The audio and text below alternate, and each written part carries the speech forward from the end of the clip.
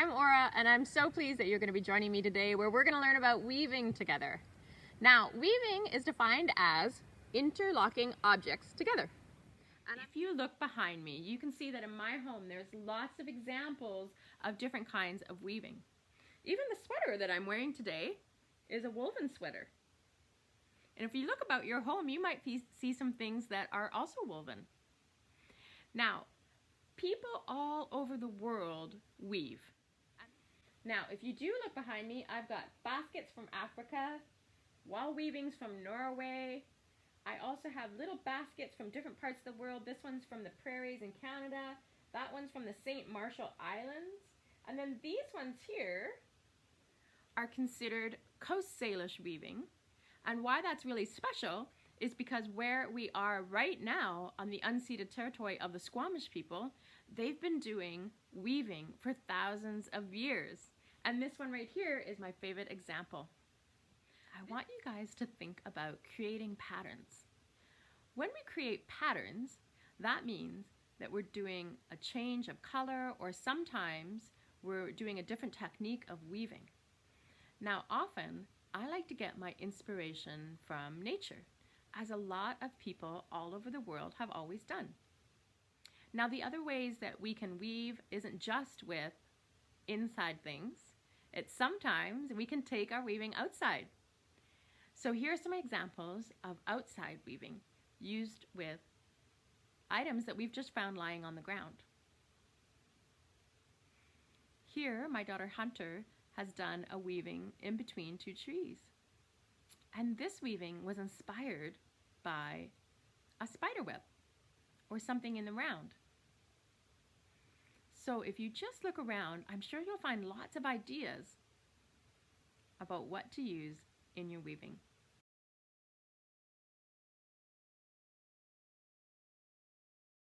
And I'm going to show you how at home you can do it yourself using some really simple everyday objects that you probably have lying around.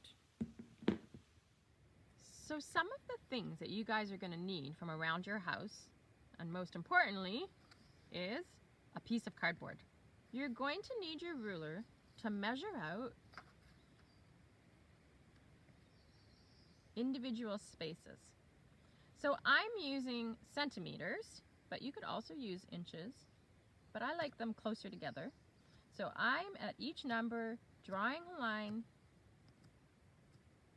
so that I know where to cut. And now I'm going to take my scissors, and each line I'm going to cut up maybe about 1/2 of an inch, not too far.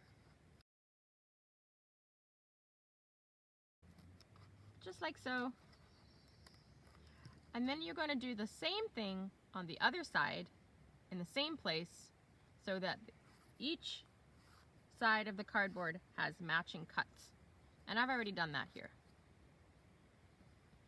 The next thing you need now is your string or yarn.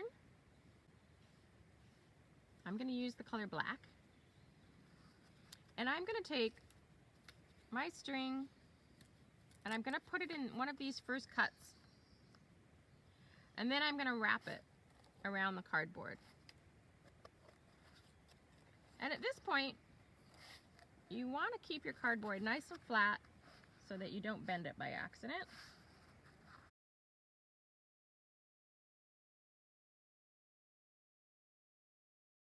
Now, I'm going to cut this part here, away from there. Then I'm going to flip it over, and on a diagonal, I'm going to take that first piece that I had tucked in, and I'm going to tie a knot to keep them in place.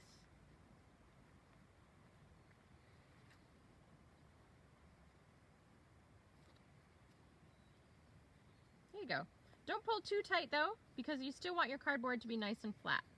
And now you've tied a knot, and there you go. I'm going to flip it back over. And you guys, now you've got your loom. Before we get started on the weaving part, I want to remind you guys that when you're just learning something new, that sometimes it's a little bit tricky and sometimes you'll get the hang of it right away.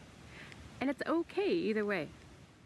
Now that you have your loom all ready for weaving, I want to teach you a few words that you might find useful. These strings or yarn that are going up and down on your loom are called the warp.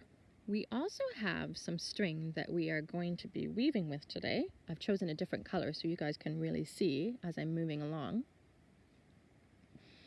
On one side of this string that is called the weft,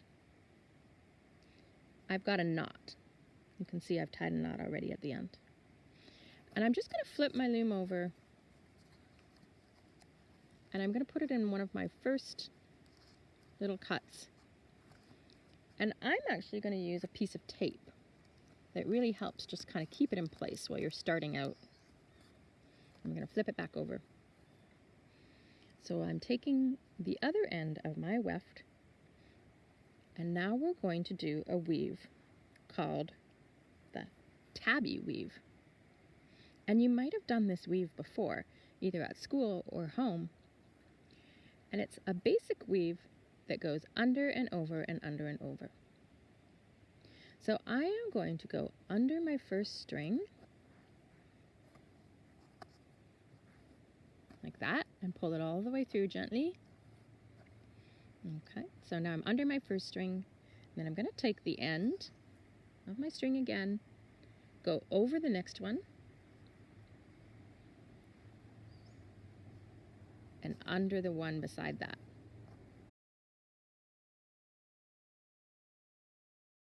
There. I finished my first row. You can pause it at any time if you need a chance to catch up. I'm ready to start my next row with my tabby weave. And what you want to make sure is, when you're beginning the next row, is you always want to start one above by doing the opposite of what you've done in the row below. And that means, in this case, my last warp string, I am over top of it. So for my first string on my next row, I want to go underneath it. I'm going to pull it all the way through gently. I'm not going to pull too tight. I want to make sure that there's just enough tightness that it doesn't have a loop, but not too tight so I start to squish it in.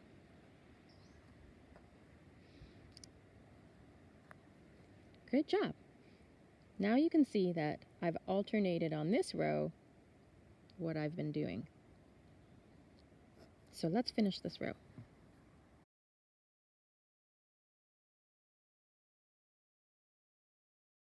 I'm going to do a few more rows just so you can really get a sense of the pattern, the design.